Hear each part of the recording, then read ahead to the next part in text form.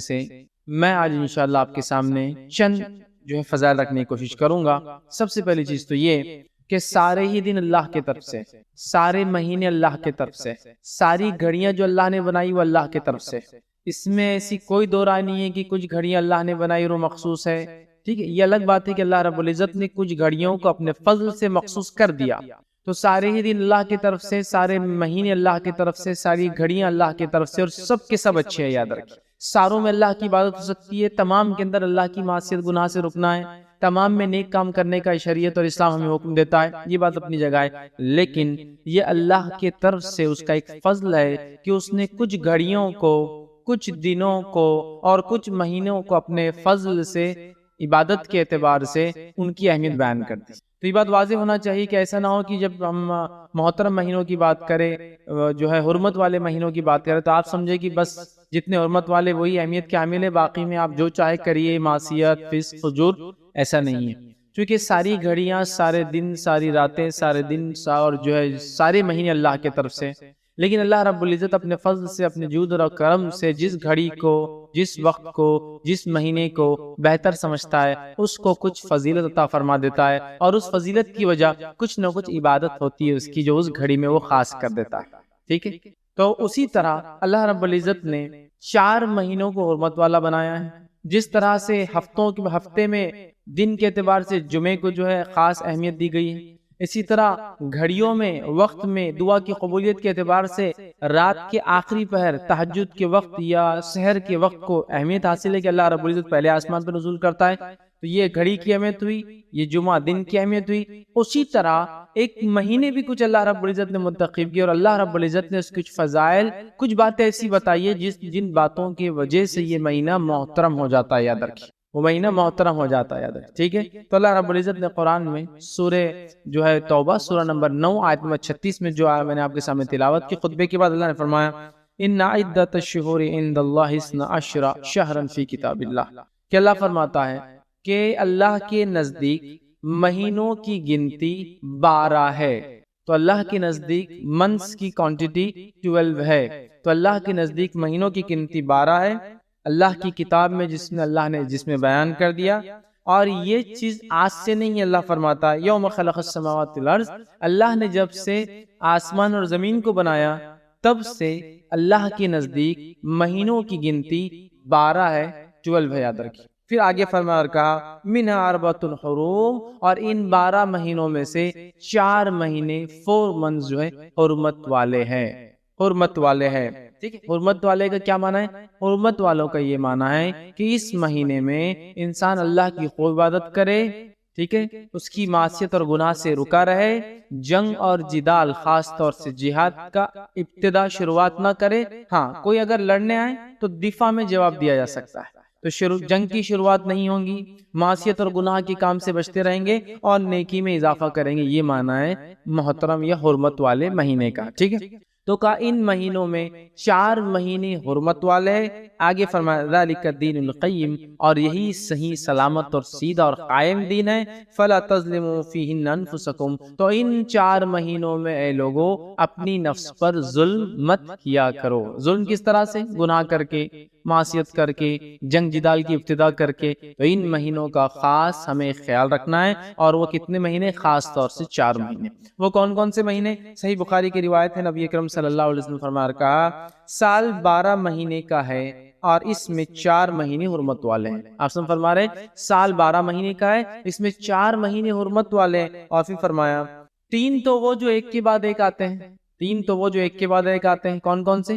3 جو ایک ساتھ آتے ہیں، ذوالقعدہ، ذوالحجہ اور محرم، یہ تینوں ایک کے بعد پے در پے جس کو بولیں گے، ون آفٹر انادر، ایک آتا ہے، ذوالقعدہ شروع ہوتا ہے، ذوالحجہ اور محرم، مطلب 3 حرمت والے مہینے اٹیچ ہے ایک دوسرے سے۔ اور پھر فرمایا ایک وہ جو بیچ میں آتا ہے، اور اس سے مراد جو آپ نے حدیث میں فرمایا رجب ہے، الفاظ کے ساتھ بیان کی۔ تو 4 مہینے حرمت والے ہیں، ذوالقعدہ، ذوالحجہ،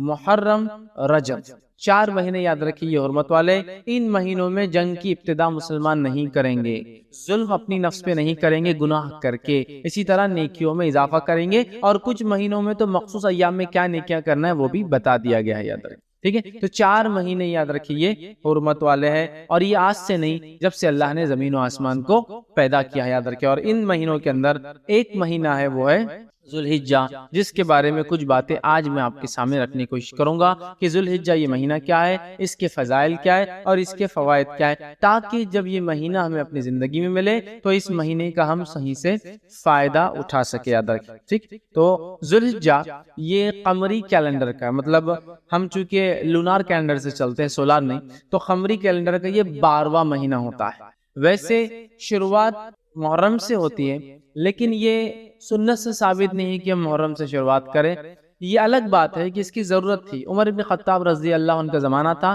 17 ہجری تھی، اور عمر ابن خطاب رضی اللہ عنہ کے سامنے ایک مسئلہ پیش آیا۔ کیا مسئلہ پیش آیا؟ لوگ آئے اور کہا، اے امیر المومنین، ہم لوگ اکاؤنٹنگ کرتے ہیں، حساب کتاب کرتے ہیں، پرابلم یہ ہے اکاؤنٹس کے اندر کہ اکاؤنٹس کی ڈیٹ شروعات کیا لی جائے، سٹارٹ کیا، مطلب ہمارے اکاؤنٹ شروع ہو کر کس چیز کو ہم فرسٹ مانے اور کس کو لاسٹ مانے۔ تو امیر المومنین عمر بن خطاب نے کہا کہ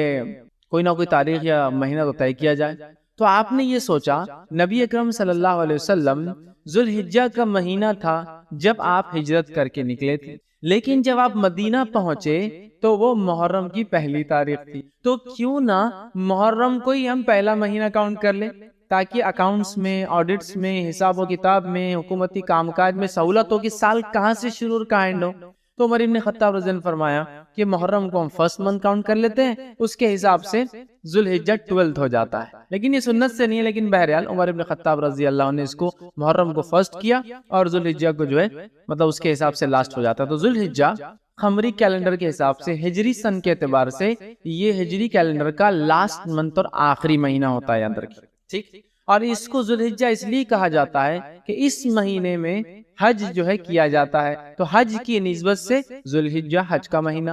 ٹھیک ہے، تو حج کی نسبت سے اس کا نام ذوالحجہ پڑا۔ یہ بات ہم دیکھ چکے ہیں کہ اللہ تعالیٰ اپنے فضل سے، جود سے اور کرم سے کچھ مہینوں کو، کچھ دنوں کو اور کچھ گھڑیوں کو خاص فضیلت دیتا ہے، وہ اس اعتبار سے اس میں کسی خاص عبادت کو حکم دے دیتا ہے۔ جیسے مثال کے طور پر عرفے کا دن سالوں میں، مطلب سال کی گنتی کے اعتبار سے بڑی اہمیت کا مہینہ جو دن ہے، وہ جمعے کا دن جو ہر ہفتے آتا ہے وہ بڑی اہمیت کا حامل ہے۔ اسی طرح جو ہے 10 محرم کا جو دن ہے، ٹھیک ہے، وہ بڑی اہمیت کا، عاشورہ جس کو ہم کہتے ہیں، بڑی اہمیت کا حامل ہے۔ تو اللہ تعالیٰ اپنے فضل سے دیتا ہے، تو اسی طرح 4 مہینوں کو بھی اللہ نے محترم بنایا۔ اب اس مہینے کی پہلی فضیلت کیا ہے، اس سے شروع کرتے ہیں۔ اس مہینے کی پہلی فضیلت اور جو اس کی اہمیت ہے وہ یہ ہے، سب سے پہلی فضیلت کہ اللہ نے اپنی ایک فرض عبادت حج کو اس مہینے میں فرض کیا۔ حج ایک ایسی عبادت ہے جو مخصوص ہے، اس کے مخصوص ایام اور دن ہیں، اور ایک مخصوص مہینہ ہے، اس مہینے کی ان تاریخوں میں ہی حج شروع ہوتا ہے اور ختم ہوتا ہے۔ آج اگر میں کرنا چاہوں تو عمرہ کر سکتا ہوں، حج نہیں کر سکتا ہوں، یاد رکھیں، ٹھیک ہے۔ محرم اسی طرح جو ہے رمضان ہے، رمضان میں روزے فرض کیے، اس کی ایک تاریخ ہے شروعات، اس کی خاتمہ ہے، روزہ کب شروع ہوگا کب ختم ہوگا تمام تفصیلات بتا دی گئی۔ تو اسی طرح جیسے اللہ نے رمضان کو فرض عبادت روزوں کے لیے چنا، اللہ رب العزت نے سب سے پہلی فضیلت ذوالحجہ کی ہے کہ اپنی ایک فرض عبادت حج کا اس میں انتخاب کیا کہ لوگ حج اس مہینے کے اندر کرے۔ تو ذوالحجہ اس مہینے کی پہلی فضیلت یہ کہ اللہ نے حج کے اندر جو ہے حج کے لیے اس مہینے کا انتخاب کیا۔ اور حج کیا ہے میں سمجھتا ہوں سب جانتے ہیں، ابراہیم علیہ السلام جو اللہ کے برگزیدہ نبی تھے، اور ہم جو ہے ایک انبیاء میں بڑا ابو الانبیاء ان کا لقب تھا، ہم نبیوں کے باپ کہلاتے ہیں۔ اللہ رب العزت سے آپ نے دعا کی تھی اور آپ کے بعد سارے انبیاء آپ ہی کی نسل میں پیدا ہوئے، گو اس کے بعد کی پوری جو ہے یا تو اسحاق علیہ السلام سے یا پھر آپ کے جو ہے دوسرے بیٹے جو ہے اسماعیل علیہ السلام سے، دونوں سے ہی سارے نبی پھر آخر تک آئے۔ تو اللہ نے ان کو چن لیا تھا اور انہوں نے ہی اپنے بیٹے اسماعیل علیہ السلام کے ساتھ مل کر کعبے کی تعمیر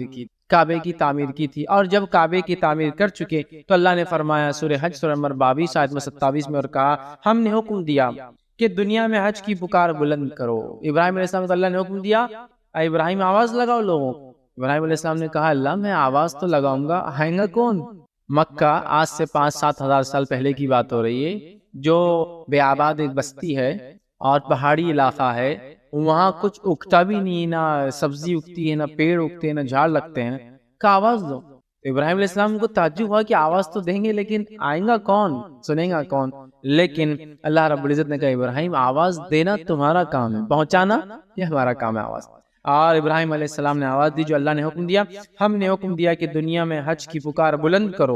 کر دو، لوگ تمہاری طرف دوڑتے ہوئے چلے آئیں گے، لوگ تمہارے دوڑتے چلے آئیں گے، ان میں وہ لوگ ہوں گے جو پیدل چل کر آئیں گے، اور وہ بھی ہوں گے جو مختلف قسم کی سواریوں پر اپنے مقام سے نکل کر بیت اللہ کے حج کے لیے آئیں گے۔ ابراہیم علیہ السلام نے آواز دی، اور اسی آواز کا نتیجہ یہ ہے کہ تب سے لے کر آج تک جوگ در جوگ انسانیت ہزاروں سال سے ذی الحجہ کے مہینے میں ہر سال وہاں پہنچ جاتی ہے، ابراہیم علیہ السلام کی آواز پر لبیک کہتے ہوئے، لبیک اللہم لبیک۔ تو ابراہیم علیہ السلام کو اللہ نے حکم دیا تھا آواز دو لوگوں کو، اور لوگ آ رہے ہیں جوگ در جوگ یہ آواز لگاتے ہوئے کہ اے اللہ، جو ابراہیم کے ذریعے تو نے آواز لگوائی کہ تیرے گھر کا طواف ہو، حج ہو، تو لبیک اللہم لبیک، اے اللہ حاضر ہے، اے اللہ ہم حاضر ہے، ہم پریزنٹ ہیں اس چیز کے لیے، ہم نے اس پکار کا جواب دیا اور ہم یہاں موجود ہے تیرے گھر کے حج کے لیے، طواف کے لیے، سعی کے لیے اور دیگر ارکان کے۔ تو یہ سب سے بڑی فضیلت اس مہینے کی ہے کہ اللہ رب العزت نے اس مہینے کو چنا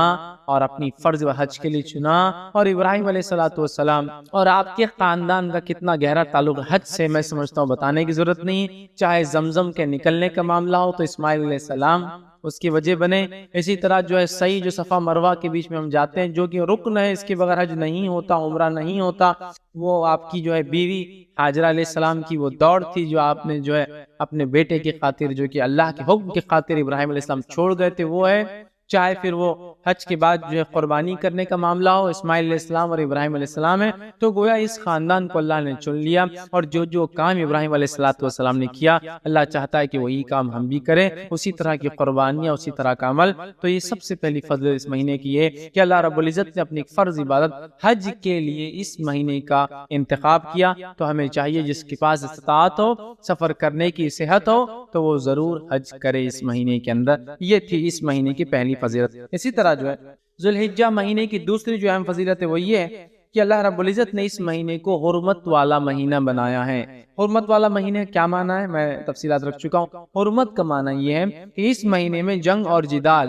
لڑائی نہیں کی جائیں گی، ٹھیک ہے، ہاں کوئی لڑنے آئے تو دفاع، جوابی کارروائی کی جا سکتی، لیکن سٹارٹ کرنا، جواب دینا یا شروعات کرنا منع ہے۔ اس مہینے میں معصیت اور گناہ اور کبائر سے بچنا چاہیے، اور زیادہ سے زیادہ نیکیوں میں اضافہ کرنا چاہیے، یہ معنی ہے حرمت والا۔ حرمت کا مطلب محترم، جیسا مسجد حرام کہتے ہیں، مطلب محترم، یا حرام کا معنی ہوتا ہے وہ چیزیں جو عام جگہ پہ حلال ہے یہاں لیکن وہ حرام، ٹھیک ہے، عام جگہ پہ آپ جھاڑ وغیرہ توڑ سکتے ہیں، جب آپ حج کو جائیں گے تو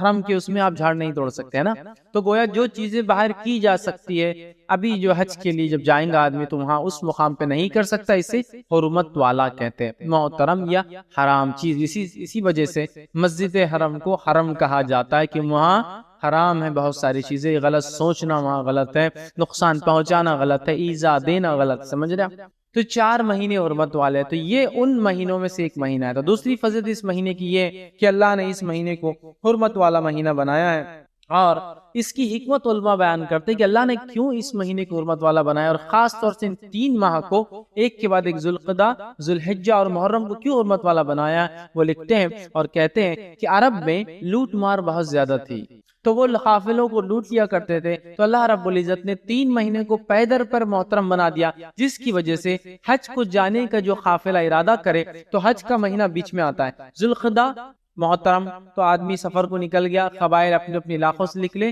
اور عربوں کے پاس اس کا بہت احترام تھا۔ نبی اکرم صلی اللہ علیہ وسلم کے زمانے میں بھی عرب حالانکہ جاہل تھے، بت پرست تھے، لیکن ان 4 مہینوں میں لوٹ مار نہیں کیا کرتے۔ یہ الگ بات ہے کہ لوٹ مار کرنے کی ٹیکنیکس نکال لی تھی انہوں نے، کرتے یہ تھے کہ ہر سال میں کچھ سال اعلان کر دیتے کہ یہ بار محرم کا مہینہ بعد میں آئے گا، 3 مہینے ان سے، چونکہ ان کا بزنس یا ٹریڈنگ کچھ بھی نہیں تھی تو انہوں نے یہ طریقہ نکالا تھا لوٹ مار، تو یہ کرتے تھے کہ اب محرم کو سرکا دیتے تھے، بولتے تھے ابھی 2 مہینے ایک ساتھ محترم، لیکن اللہ نے 3 کیوں رکھے تھے، اس کی حکمت علماء لکھتے ہیں کہ تاکہ قافلے حج کے لیے نکلے مہینہ بھر پہلے، آرام سے حج ذوالحجہ میں پہنچے، حج کرے، اور آرام سے محرم کے مہینے میں اپنے اپنے گھر پہنچ جائے۔ اور رجب کو کیوں کیا اللہ نے پھر محترم بیچ میں، اس کی حکمت بھی علماء لکھتے ہیں تاکہ اگر عمرے کے لیے اگر کسی کو نکلنا ہو تو اللہ نے اس 1 مہینے کو محترم کر دیا تاکہ لوگ آئے عمرہ کر کے اپنے اپنے گھر محفوظ اور حفاظت کے ساتھ چلے جائیں۔ یہ حکمت علماء لکھتے ہیں، کوئی ضروری نہیں کہ یہی ہو، لیکن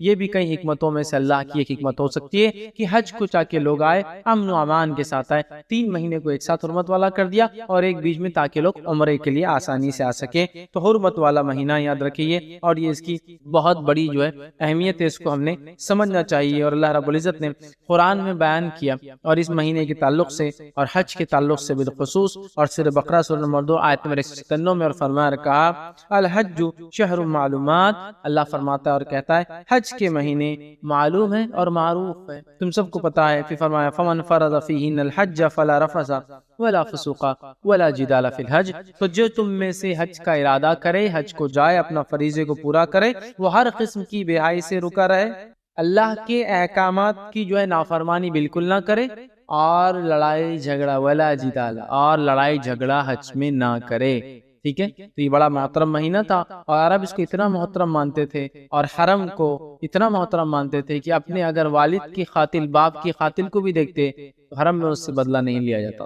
یا حرمت والے مہینوں میں اس سے بدلہ نہیں لیا جاتا۔ ٹھیک ہے، تو ان کے بعد اس کی حرمت تھی، لیکن یہ بڑی افسوس کی بات ہے، ہم لوگوں کو 4 مہینے حرمت والے ہیں، نبی اکرم صلی اللہ علیہ وسلم حدیث میں بیان کر رہے ہیں، اتنی سارے حدیث کے ذخیرے اور علماء کے اقوال اور فقہوں کی کتابوں میں کیا کرنا ہے کیا نہیں کرنا لکھا ہوا ہے، لیکن اس کے بعد بھی ہم میں سے اکثریت ایسی مسلمانوں کی جن کو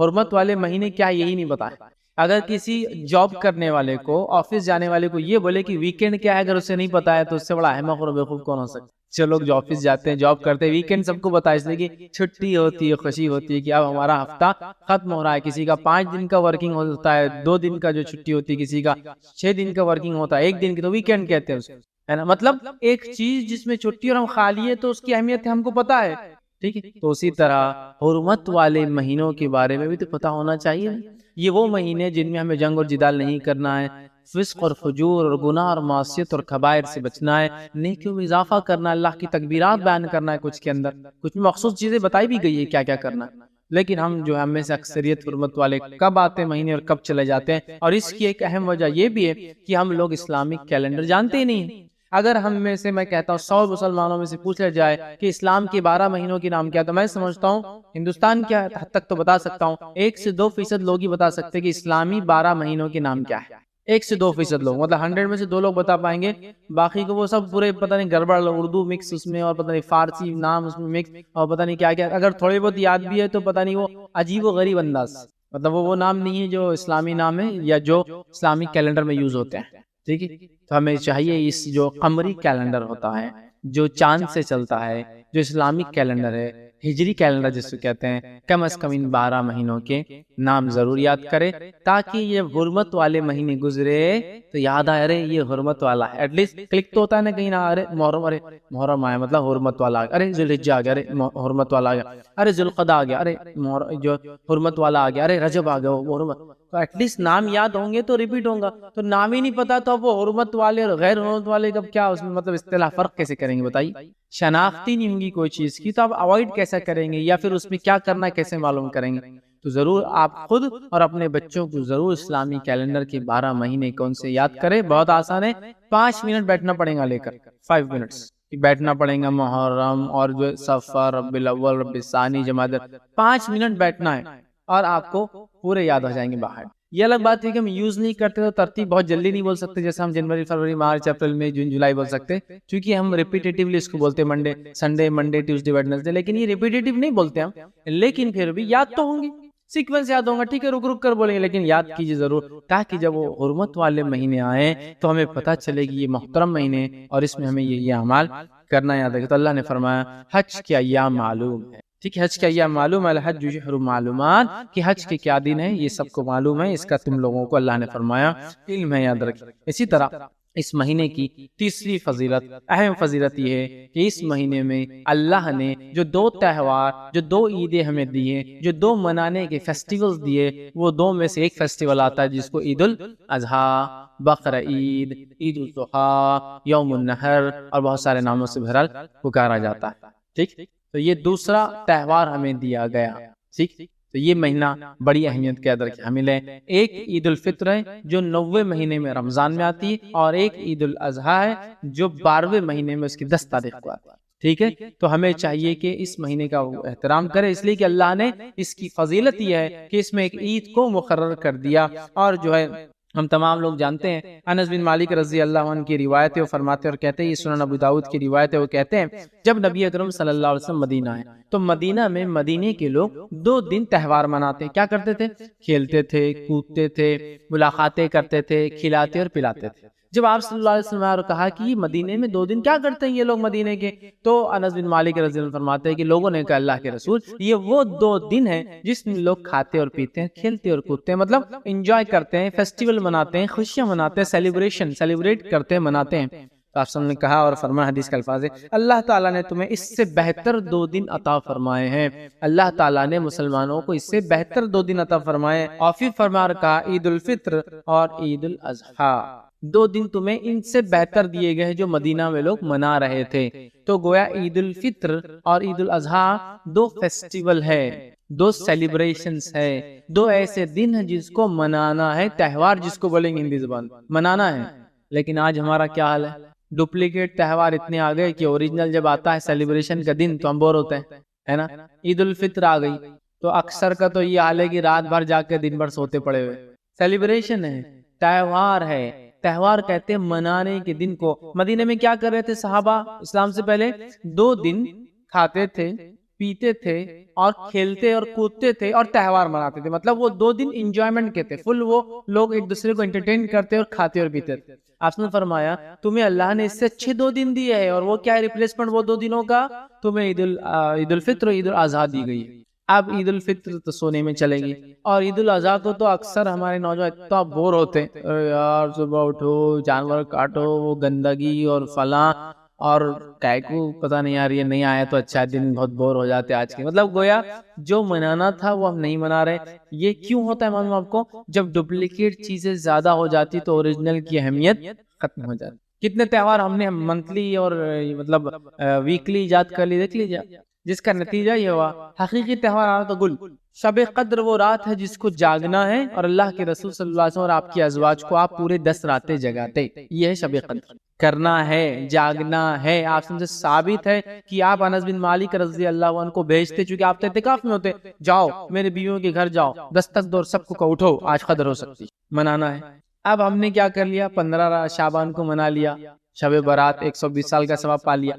حالانکہ موضوع روایت ہے۔ اور اس کے بعد اس سے پہلے منا لیا، کیا منا لیا؟ شب معراج، جس کا نہ سر ہے نہ پیر ہے اس کی بیچاری، نہ اس کا کوئی ثبوت ہے، اور دونوں منا لیا۔ اب قدر کی ضرورت ہی کیا رہی؟ اس لیے کہ 120 سال کا ثواب تھا، 15 شعبان کو اٹھا لیا ہمارے جو مسلمان بھائی نے۔ اب اس کو کیا ضرورت ہے شب قدر کی، جس کے بارے میں اللہ کے رسول صلی اللہ علیہ وسلم کی حدیث، جس کے بارے میں اللہ نے اپنے کلام میں 97 نمبر کا 97 نمبر کا پورا سورہ اتار دیا، اِنَّا أَنزَلْنَاهُ فِي لَيْلَةِ الْقَدْرِ وَمَا أَدْرَاكَ مَا لَيْلَةُ الْقَدْرِ لَيْلَةُ الْقَدْرِ خَيْرٌ مِنَ الْأَلْفِ مہینوں سے افضل کا ہے اس رات۔ لیکن ہم اس کو انجوائے نہیں کر رہے، اس کو منا نہیں رہے جیسا منانے کا حق عبادتیں کر کے۔ کیوں؟ ڈپلیکیٹ نے اصل کو ختم کر دیا۔ تو اسی طرح ڈپلیکیٹ تہوار ہم نے اتنے ایجاد کر لیے کہ حقیقی تہوار، حقیقی سیلیبریشن، حقیقی عید ہم بھول گئے، چونکہ ڈپلیکیٹ عیدیں، ڈپلیکیٹ تہوار، ڈپلیکیٹ انجوائمنٹس اتنے ایجاد کر لیے، اسی کو انتہا نہیں۔ اور اس کے علاوہ سوڈو انجوائمنٹس، جھوٹے انجوائمنٹس، جس کے اندر صرف اپنی نفس کا فائدہ ہوتا ہے۔ یہ حقیقی انجوائمنٹ ہے کیا؟ عیدین حقیقی انجوائمنٹ ہے، دونوں میں کچھ نہ کچھ دینا ہے انسانیت کے۔ عید الفطر میں آپ فطرہ نکال رہے ہیں، عید الاضحیٰ میں آپ گوشت تقسیم کر رہے ہیں، انسانیت کو کچھ دے رہے ہیں، جبکہ باقی جتنے انجوائمنٹ میرے اور آپ کے سب صرف ایک پرٹیکولر گروپ کو فائدہ دیتے ہیں، ہم سب دوست مل کے کھا رہے ہیں۔ اگر آپ فقیر آ گئے تو ہکا لو یار اس کو، ہاں یار کھڑا ہو گیا، اس کے دیکھنے کی وجہ سے نظر لگ جائیں گے، دیا نہیں جا رہا اس کو، ایک لمیٹڈ گروپ میں ہے۔ لیکن یہ 2 تہوار ایسے ہیں جس میں ساری امت فائدہ اٹھاتی ہے، اور بلکہ امت سے بڑھ کر انسانیت بھی فائدہ اٹھاتی ہے، سمجھ رہے آپ؟ تو بہرحال آپ صلی اللہ علیہ وسلم فرمائیے ہے، اور ان 2 عیدوں کے علاوہ اسلام میں کوئی جشن، کوئی عید، کوئی تہوار، کوئی منانے کا ڈے نہیں ہے۔ اس بات کو آپ بالکل گرہ باندھ کے رکھ لے اپنے سے۔ ہوتا تھا نا پہلے لوگ یاد رکھنے کے لیے چیزیں دوپٹے پہ عورتیں جو ہے گرہ لگا دیتی تھی، یا لوگ دستیوں پہ لگا دیتے تاکہ یاد رہے کہ کچھ تو بھی کام کرنا ہے، گرہ لگا لیجیے کہ کوئی اور تہوار اور عید نہیں ہے ہمارا۔ ٹھیک ہے، آئیے اس سے آگے بڑھتے ہیں۔ یہ وہ مہینہ ہے، اس کی فضیلت ہے جس میں ہمارا دین مکمل ہوا، اللہ نے اس کا اعلان کیا۔ یہ وہ مہینہ ہے نبی اکرم صلی اللہ علیہ وسلم پہ سورہ مائدہ کی آیت نمبر 3 کا ایک ٹکڑا اسی مہینے نازل ہوا جب آپ نے حجۃ الوداع میں خطبہ دیا صحابہ کو، اور عرفے کا دن تھا، اور اس کے بعد اللہ کے رسول صلی اللہ علیہ وسلم اللہ حل بلغت، کیا میں نے تم تک پیغام پہنچا دیا؟ کیا میں نے تم تک اسلام پہنچا دیا؟ صحابہ نے مل کر کہا قالوا بلا نعم یا رسول اللہ، اے اللہ کے رسول صلی اللہ علیہ وسلم ہاں آپ نے اس پیغام کو پہنچا دیا۔ نبی اکرم صلی اللہ علیہ وسلم حدیث میں آتا ہے اللہم اشہد، اپنی جو ہے شہادت انگلی آسمان کی طرف کر کے قصیدہ دے اللہم اشہد اللہم اشہد اللہم اشہد، اللہ تو گواہ رہنا میں نے پہنچا دیا، اللہ تو گواہ رہنا میں نے پہنچا دیا، اللہ تو گواہ رہنا میں نے پہنچا دیا۔ تو یہ دین مکمل ہوا، اور اللہ رب العزت نے پھر یہ آیت نازل کی اٹیسٹ کرنے کے لیے کہ ہاں یہ دین مکمل ہوا۔ الیوم اکملت لکم دینکم واتممت علیکم نعمتی ورضیت لکم الاسلام دینا، آج میں نے تمہارے لیے اپنا دین مکمل کر دیا۔ الیوم اکملت لکم دینکم واتممت علیکم نعمتی، اور میری نعمت اسلام کی شکل میں تم پر پوری کر دی، ورضیت لکم الاسلام دینا، اور جو میرے پاس یہ چیز لے کے آئیں گے جس کو اسلام کہتے ہیں میں اس سے روز قیامت راضی ہو جاؤں گا۔ تو اٹیسٹ کر دیا اللہ نے اس مہینے میں کہ ہمارا دین مکمل ہو گیا، اور نبی اکرم صلی اللہ علیہ وسلم اس کے بعد وفات کر گئے۔ یہ آیت نازل ہوئی اور اس کے بعد آپ صلی اللہ علیہ وسلم کی رب 12 ربیع الاول کو اس کے چند ماہ بعد آپ کا انتقال ہو گیا، تو دین مکمل ہو گیا یاد رکھیے۔ اور اس تعلق سے ایک روایت آتی ہے، روایت کے الفاظ اس طرح سے صحیح بخاری کی روایت ہے، ایک یہودی جو ہے عمر ابن خطاب رضی اللہ عنہ کے پاس آیا اور کہا امیر المومنین، اگر جو ہے مطلب یہ آسن کی بات اگر اللہ رب العزت وہ آیت جو آپ کی کتاب میں ہے اگر ہم پر اتارتا تو ہم یہودی اس دن عید مناتے۔ تو عمر ابن خطاب رضی اللہ عنہ نے کہا کون سی آیت اگر تم اترتی تم پر تو تم عید مناتے؟ تو کہا یہ آیت الیوم اکملت لکم دینکم واتممت علیکم نعمتی ورضیت لکم الاسلام دینا، اگر یہ آیت ہماری توریت میں ہوتی تو ہم اس آیت پر عید مناتے، چونکہ یہودی جانتے تھے کہ ان دین اسلام ابھی مکمل نہیں ہوا ہے، آخری نبی آنے والے ہیں۔ اب آخری نبی آ گئے تھے، اسلام مکمل ہو گیا تھا، تو اس یہودی نے کہا اگر ہم پر یہ اتر جاتی آیت تو اتنا خوش ہوتے ہم تو کہ عید منا لیتے۔ تو عمر ابن خطاب رضی اللہ عنہ نے جب اس سے پوچھا کون سی آیت، اس نے جب یہ آیت کہی تو عمر ابن خطاب رضی اللہ عنہ نے فرمایا کہا ہاں اس آیت کو تو ہم لوگ خوب جانتے ہیں، یہ اللہ کے رسول صلی اللہ علیہ وسلم پر جمعے کے دن اتری تھی جب آپ صلی اللہ علیہ وسلم عرفات میں کھڑے تھے، اس لیے میں نے کہا یوم عرفہ کے دن آپ نے ایک ہی حج کیا، اس دن یہ آیت نازل ہوئی۔ تو کہا جمعے کا دن تھا، عرفہ تھا، تب یہ آیت وہ فرماتے کہ ہم پر نازل ہوئی تھی، اور ہم اس آیت کو خوب جانتے ہیں کہ اس کا کیا معنی ہے، سمجھ رہا؟ تو یہ دین کے تکمیل مکمل ہونے کا مہینہ ہے۔ اسی طرح یہ قربانی کا مہینہ ہے، یہ اس کی ایک فضیلت ہے، قربانی کا مہینہ ہے، ذوالحجہ قربانی کا مہینہ ہے، اور مسلمان اپنے باپ کہیے یا اپنے جو ہے نبی جو ہے ابراہیم علیہ السلام جن کا بڑا ہی گہرا تعلق ہے اس دین اور اسلام سے، بیچ میں کئی انبیاء آئے اور گئے لیکن جتنا گہرا تعلق ابراہیم علیہ السلام کا دین اسلام پر ہے یا ان کا تعلق ہے، ان کے اعمال ان کے افعال، اس کی کوئی انتہا نہیں آتی، بہت گہرا تعلق۔ ابراہیم علیہ السلام کی ایک عمل ایک قربانی کی یاد تازہ ہوتی ہے اس مہینے کے اندر، اور اسے کہتے ہیں جو ہے جانور کو ذبح کرنا، قربانی جس کو کہتے ہیں ہم، یا نہر جس کو کہیں گے، یوم النہر مطلب قربانی والا دن، خون بہانے والا دن، ٹھیک ہے؟ تو یہ مہینہ جو ہے قربانی کا مہینہ ہے، اور 10 ذوالحجہ کو جس کو یوم النہر کہتے ہیں، مسلمان حسب استطاعت یا تو جانور لے کر یا اس میں ایک حصہ ڈال کر جانور کے گردن پہ چھری پھیرتا ہے اور اس قربانی کو یاد کرتا ہے، اے اللہ تیرے خلیل نے، تیرے دوست نے، ابراہیم علیہ السلام نے جس طرح سے قربانی دی تھی، ہر قسم کی قربانی دی تھی، اور قربانی دے کر تیری عبادت کو، تیرے حکم کی تکمیل کی تھی، اسی طرح ہم بھی جو ہے کمال عبادت کو پہنچنے کے لیے، اسی طرح قربانی کا جذبہ جگانے کے لیے 10 ذوالحجہ کو جانور کی گردن پہ چھری پھیر کر اعلان کرتے اللہ ہم جس طرح سے جانور کی گردن پہ چھری پھیر رہے ہیں، وقت آنے پر اپنے مال، اپنی جان، اپنی اولاد، اپنا وقت، اپنی صلاحیت، اپنا جسم، جو کچھ ہو سکتا ہے تیری راہ میں قربان کر دیں گے۔ تو یہ قربانی کا مہینہ ہے، یہ مہینہ ہمیں تعلیم دیتا ہے، ایجوکیٹ کرتا ہے، اے مسلمانوں قربانی دینا سیکھو۔ افسوس کی بات ہے قربانی کی رسم ہم میں باقی رہ گئی، میں رسم اس میں کہہ رہا ہوں کہ اس کی حقیقت پیچھے سے نکل گئی، اس کی حقیقت نکل گئی، اس کی روح نکل گئی ہے۔ قربانی ہمیں یہ سکھاتی تھی کہ ہم ہر چیز قربان کرنے والے بن جائیں، آج ہماری قربانی صرف رسمی ہے، وہ یہ ہے کہ جانور کی گردن پہ چھری تو پھراتے ہیں، لیکن اگر پڑوس کے جانور نے میرے جانور کا چارہ کھا لیا تو اس پہ جھگڑا ہو رہا ہے۔ اتنا نہیں سکھا سکی کہ قربانی یہ بھی تو ہے، ایک رسم ہے، کچھ جگہ تو فخر ہے، معلوم آپ کو، جانور لا کے بالکل غیر مسلموں کو جیسا ایک بہت بڑا روب جما رہے، جنگ جیتنے والے اس دن جانور خوب گھما رہے، چرا رہے، اب یہ کریں گے، روب جما رہے، کیا کیا کر رہے ہیں۔ یہ قربانی جو سبق دینا چاہیے تھا، جو لیسن دینا چاہیے تھا، جو نصیحت ہمیں دینا چاہیے تھا، جو اس سے فائدہ ہمیں ہونا چاہیے تھا، وہ یہ تھا کہ ہمیں یہ ٹرین کرے اللہ ہم ہر چیز تیری راہ میں قربان کرنے کے لیے ریڈی ہے اور تیار، لیکن نہیں کیا اس قربانی نے، وہ جذبہ نہیں جگایا، رسم باقی رہ گئی کہ وہ کر رہے ہیں، ہزاروں کا جانور لا رہے ہیں، کچھ لوگ لاکھوں کا لا رہے ہیں اور ذبح کر رہے ہیں، لیکن وہ جذبہ نہیں پیدا ہو رہا ہے قربانی دے، قربان ہونے کا، اللہ سے قرب حاصل بہت زیادہ ضروری، یاد رکھیے۔ تو یہ مہینہ قربانی کا مہینہ ہے اور مسلمان اس میں حسب استطاعت قربانی کا۔ اسی طرح یہ مہینہ جو ہے وہ مہینہ ہے جس میں ایام تشریق آتے ہیں۔ ایام تشریق کیا ہے؟ ایام تشریق وہ دن ہوتے ہیں جس کے تعلق سے اللہ رب العزت نے سورہ بقرہ میں یہ فرمایا، بقرہ سورہ نمبر 2 آیت 203 میں فرما رکھا وَاذْكُرُوا اللَّهَ فِي أَيَّامٍ مَّعْدُودَاتٍ، کہ اللہ نے فرما رکھا اللہ کا بس ذکر کرو ان معلوم ایام میں، ان مخصوص ایام میں، ان فکس ڈیٹس میں۔ اور اس کی شرح کے اندر، اس کی تفسیر کے اندر علماء لکھتے ہیں، مفسرین لکھتے ہیں، اور وہ اس طرح سے آتی ہے کہ اس آیت میں جو ایام معدودات، وہ فکس ایام، وہ چند دن جس کا ذکر ہوا ہے وہ ہے ایام تشریق، 11 ذی الحجہ، 12 ذی الحجہ اور 13 ذی الحجہ۔ یہ ہے یہاں اس آیت میں مراد کہ اللہ کا ذکر کرو، بڑائی بیان کرو ان مخصوص معلوم دنوں کے اندر۔ اور وہ کون سے دن ہیں جس میں اللہ کی بڑائی بیان کرنا ہے، کبریائی بیان کرنا ہے، تمہید کرنا ہے، تحلیل کرنا ہے، تکبیر کرنا ہے؟ وہ دن یہ 3 ہیں خاص۔ اس کے علاوہ بھی ہے، ابھی آگے آتے جائیں گے فضائل، تو پہلے 10 دن کے بھی آئیں گے، یہ تو 11، 12 اور 13 کے دیکھ رہے ہیں، لیکن ہم اس کی طرف جا رہے ہیں۔ تو ان 3 دن میں تو خاص آیت ہی ہے، وہ 10 دن میں بھی یہ شروع کیے ذی الحجہ کے، لیکن یہ 3 دن میں خاص ہے کہ اللہ کا ذکر کرو ان مخصوص معلوم ایام کے اندر، ٹھیک ہے؟ اور وہ کون کون سے دن ہیں؟ 11،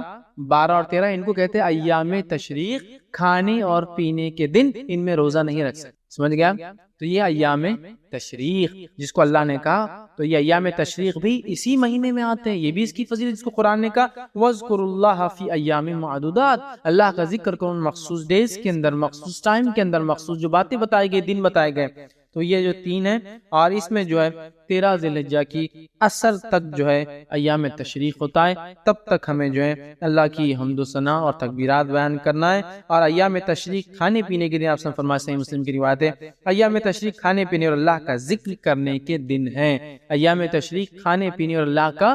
ذکر کرنے کے دن ہیں۔ اور ایک حدیث میں آپ نے فرمایا رکھا یوم عرفہ 9 ذی الحجہ، یوم النحر 10 ذی الحجہ، ایام تشریق 11، 12 اور 13 ذی الحجہ، آپ نے فرمایا جو سب کے لیے عید کے لفظ آپ نے فرمایا، حدیث کے اندر آتا ہے کہ یہ سب عید، ابو داؤد کی روایت آپ نے فرمایا یوم عرفہ، یوم النحر، ایام تشریق اہل اسلام کے لیے عید کے ایام ہیں اور یہ کھانے پینے کے دن۔ لیکن 9 عرفہ جو حاجی نہیں ہے وہ روزہ رکھیں گا، یاد رکھیے سنت، اور جو حاجی ہے حاجی روزہ نہیں رکھیں گا، یاد رکھیے، اس لیے کہا کہ عید کے دن وہ اس کے لیے کھانے پینے کے، لیکن ہم لوگوں کے لیے جو وہاں شامل نہیں ہو سکتے وہ روزہ رکھیں، آگے بات انشاءاللہ آئیں گے، ٹھیک ہے؟ اسی طرح جو ہے ایام تشریق کو جو ایام مینا بھی کہا جاتا ہے، اس لیے کہ حاجی جب مینا میں جو ہے رکتا ہے، وقوف کرتا ہے، وہاں ٹھہرا رہتا ہے، اس لیے بھی کہتے ہیں۔ کعب بن مالک رضی اللہ عنہ بیان کرتے ہیں اور فرماتے ہیں کہ اللہ کے رسول صلی اللہ علیہ وسلم نے، صحیح مسلم کی روایت ہے، ہمیں بھیجا اور جا کر کہا جو لوگ رکے ہوئے تھے ایام تشریق میں مینا میں، اور کہا جنت صرف مومنوں کے لیے ہے اور مومن اس میں داخل ہوں گا، اور ایام مینا کھانے پینے کے دن ہے تاکہ کوئی روزے نہ رکھے اس میں، اور ایام مینا کھانے پینے کے دن ہے تاکہ کوئی اس میں روزہ نہ رکھ لے حاجی، اس نیت سے کہ یار فائدہ ہوگا ہم حج میں، ٹھیک ہے؟ تو کہا یہ کھانے پینے کے دن ہے۔ اسی طرح جو ہے ایک روایت کے اندر آتا ہے، اور یہ اس کے الفاظ اس طرح سے کہ آپ نے فرما رکھا حج عرفات میں ٹھہرنا ہے، حج عرفات میں ٹھہرنا ہے، حج عرفات میں ٹھہرنا ہے۔ حج عرفات بڑا اہم دن ہے، یاد رکھیے، وہ حج کہا آپ نے، عرفات میں ٹھہرنا یہی حج آپ نے فرمایا، 3 مرتبہ کہا، اور پھر فرمایا ایام مینا 3 ہے، ایام مینا 3 ہے، ایام تشریق جو آپ 3 ہیں، جو کوئی جلدی کرے اور مینا سے 2 دن میں چلا جائے تو اس پر کوئی گناہ نہیں، پھر فرمایا اور جو تاخیر سے جائے اس پر بھی کوئی گناہ نہیں، اور جس نے وقوف عرفات کو سورج طلوع ہونے سے پہلے پا لیا تو گویا اس نے حج کو پا لیا۔ تو یہاں دیکھیں ایام تشریق کو الگ بتایا جا رہا ہے، ایام مینا، اسی طرح جو ہے یوم النحر کا الگ، مطلب جو ہے اس سے پہلے کے دن کی الگ جو ہے باتیں آ رہی ہے۔ تو یہاں نبی کریم صلی اللہ علیہ وسلم نے ایام تشریق کی بہرحال اہمیت بتائی اور کہا یہ جو ہے مینا میں ٹھہرنے کا چونکہ موقع ہے، اسے جو ہے ایام مینا بھی جو ہے کہا جاتا ہے، تو کہا اس میں حاجی رکیں گا، اور عرفے کے دن کو آپ نے حج ٹھہرایا، یاد رکھیں، ٹھیک ہے؟ یہ جامع ترمذی کی روایت تھی۔ اسی طرح جو ہے ہمیں چاہیے کہ ان ایام میں ہم کھائے اور پیے، ٹھیک، اس لیے کہ یہ جو ہے روزہ ان ایام میں نہیں ہوتا ہے، ایام تشریق جسے کہتے ہیں، اور اس کے اندر جو ہے ہم لوگ کھائیں گے اور پیئیں گے، اور یہ وہ ایام ہے جن میں روزہ جائز نہیں ہے، ایک عید الفطر، دوسرا عید الاضحیٰ، اور 3 ایام تشریق، ایسے 5 دن ہیں جس میں روزہ نہیں رکھا جا سکتا، یہ ان میں سے شامل ہے، ٹھیک۔ تو ایام تشریق بھی اسی میں آتے ہیں، اس میں ہمیں اللہ کا ذکر کرنا ہے، اللہ کا ذکر۔ اب آئیے آگے ہم بڑھتے ہیں، وہ ذکر کیا ہے، میں اس میں آ رہا ہوں۔ اس مہینے کی خصوصیت ہے کہ اس مہینے میں کثرت سے تسبیح، تحلیل اور تکبیر اور تحمید کرنا ہے، یاد رکھیے یہ مہینے کی خصوصیت، کثرت سے ہمیں تکبیرات اس مہینے میں، چاہے وہ ایام تشریق ہو چاہے پہلے 10 دن ہو، سب انکلوڈ اس کے اندر، یاد رکھیے ہمیں کثرت سے تکبیرات کو پڑھنا ہے، خاص طور سے آخر 3 دن میں بھی، لیکن عام طور سے پہلی ذی الحجہ کی تاریخ سے لے کر تو 10 تک، اور اس کے بعد 11، 12 اور 13 تک، یاد رکھیے ہمیں جو ہے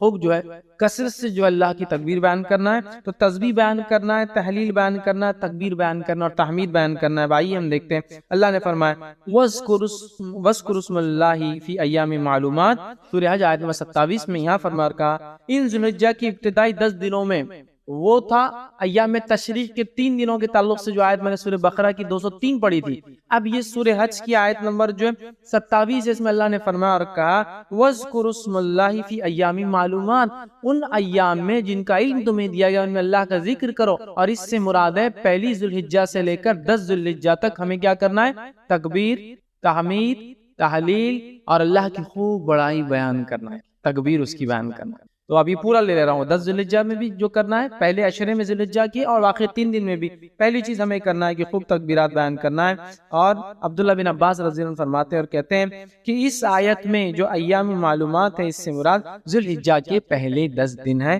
اور یہ صحیح بخاری میں جو ہے روایت ہے، ٹھیک۔ یوں تو اللہ تعالیٰ کا ذکر ہمیشہ کرنا چاہیے اور ذکر میں ہمیشہ لگے رہنا چاہیے، لیکن ان 10 دن اور بعد کے 13 دنوں میں خاص طور سے اللہ کا ہم ذکر کریں گے، خاص طور سے ہم ذکر کریں گے۔ لیکن یہ بھی ایک بڑی افسوس کی بات ہے، ان 10 دنوں میں یا ان 13 دنوں میں ہم اللہ کا ذکر خاص طور سے نہیں کرتے جیسا کرنے کا حق ہے۔ کیوں؟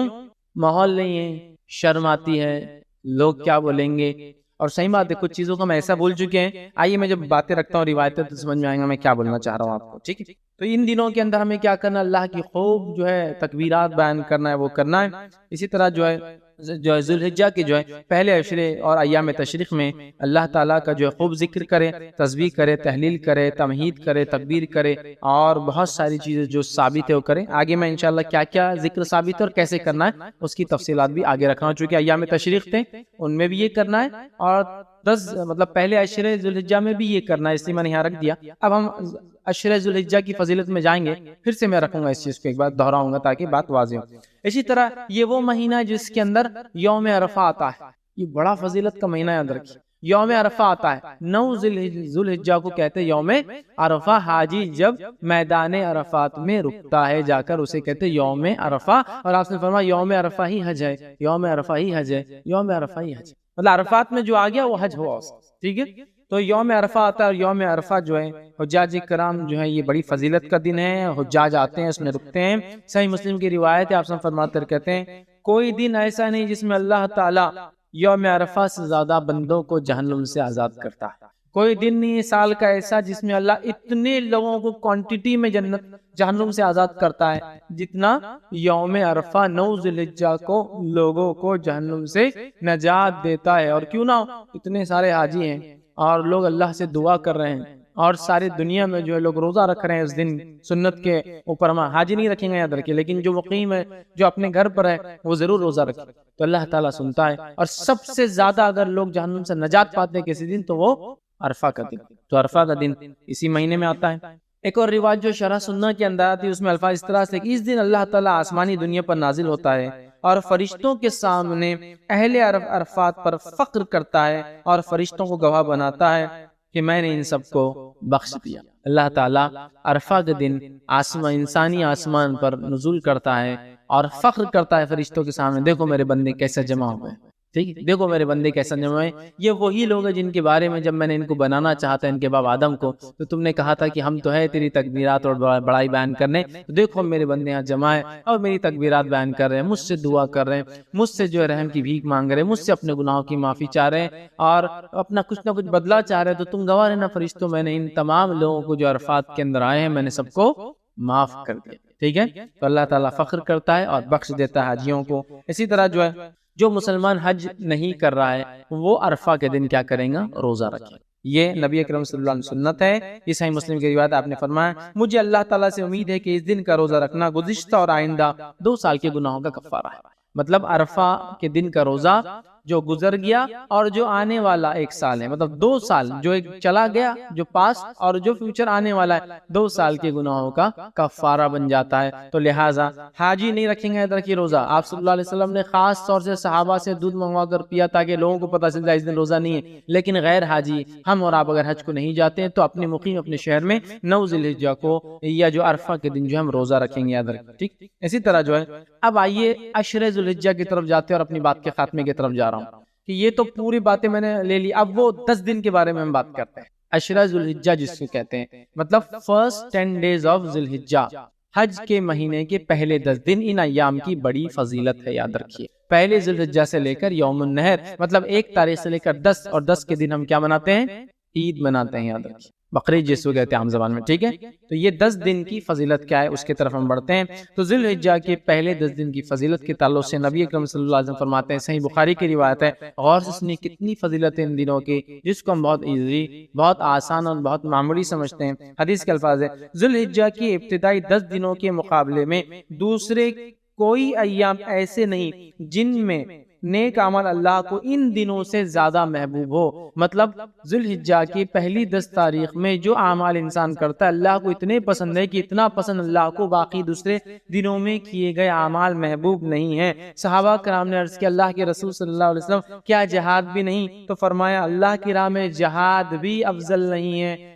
مطلب اتنا افضل ہے اس مہینے میں اعمال کرنا کہ ایک آدمی عام دنوں میں اگر جہاد بھی کرے تو ان دنوں میں کیے گئے اعمال کی برابری نہیں کر سکتا۔ تو آپ نے ہاں جہاد بھی نہیں سوائے اس مجاہد کے جو اللہ کی راہ میں نکلے، جان بھی لے جائے، مال بھی لے جائے، جان بھی چلی جائے، مال بھی چلے جائے، وہ زیادہ افضل ہے، باقی کوئی عمل افضل نہیں۔ مطلب ذی الحجہ کے پہلے 10 دن میں آپ جو عمل کریں گے وہ عمل جہاد سے بھی زیادہ افضل ہے۔ صرف اس مجاہد کے مقابلے میں ہمارا عمل کم ہوگا ان 10 دنوں کا جو مجاہد جان مال دونوں لے کے جائے اور کھپا دے، مطلب ختم ہو جائے، ورنہ باقی سارے اعمال ان دنوں میں افضل ہے۔ تو گویا پتہ چلا ان دنوں میں کیے گئے اعمال سب سے افضل ہے، یاد رکھیے سب سے افضل ہے۔ تو اب جب پتہ چل گیا سب سے افضل ہے تو ہمیں خوب کوشش کرنا چاہیے۔ اور اس کے تعلق سے حافظ ابن حجر اسقلانی رحمہ اللہ لکھتے ہیں کیوں اللہ نے ان ایام کو سب سے افضل بنایا ہے، اور بڑی اچھی بات لکھتے ہیں اور ایک حکمت، بڑی اچھی حکمت وہ لکھتے ہیں اور وہ فرماتے اور کہتے ہیں اللہ تعالیٰ نے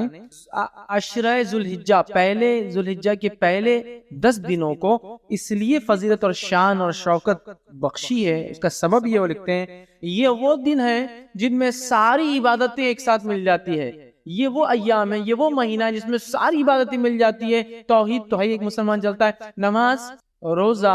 صدقہ اور حج، سب چیزیں ایک ساتھ آتی ہے اس مہینے، اس کی اسپیشلٹی ایسا ہے، اور کوئی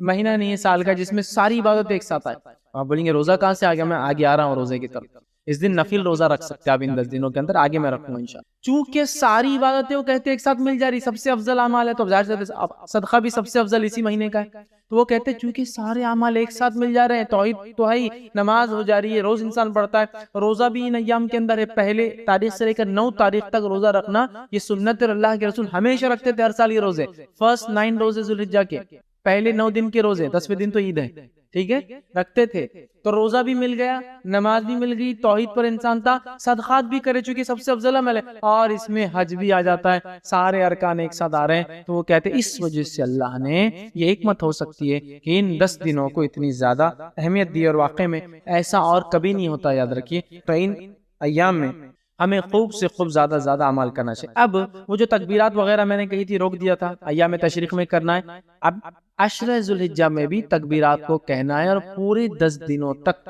اور باقی کے 3 دن، تو آئیے تکبیرات میں سب سے پہلے ہم خوب تکبیریں کہیں۔ مسند احمد کی روایت ہے، آپ سے فرماتے رہے کہتے ہیں ان 10 دنوں میں، مطلب ذی الحجہ کے پہلے عشرے میں کے مقابلے میں دوسرے کوئی ایام ایسے نہیں جن میں نیک اعمال اللہ کے یہاں زیادہ درجے والے ہو، لہٰذا ان دنوں میں کثرت سے اللہ کی وحدانیت بیان کرو، اللہ کی بڑائی بیان کرو اور اللہ کی حمد بیان کرو۔ ان 10 دنوں سے زیادہ عمل اللہ کو کوئی پسند نہیں، لہٰذا اللہ کی وحدانیت ایک ہونا بیان کرو، اس کی توحید بیان کرو، اور اس کے تعلق سے آپ آگے فرما رہے اس کی جو ہے بڑائی، اس کی تکبیر بیان کرو اور اس کی حمد بیان کرو۔ ٹھیک ہے، اب آئیے اللہ کی وحدانیت بیان کرنے سے کیا مراد؟ لا الہ الا اللہ یہ کہنا، یہ وحدانیت ہے نا۔ اسی طرح اللہ کی جو تکبیر بیان کرنے سے کیا مراد؟ اللہ اکبر کہنا اور دیگر تکبیرات جو اللہ کی بڑائی بیان کرتی ہے وہ کہنا۔ اسی طرح جو اللہ کی حمد بیان کرنے سے کیا مراد؟ اس کی تعریف بیان کرنا، اس کی پاکی اور اس کی تعریف بیان کرنا،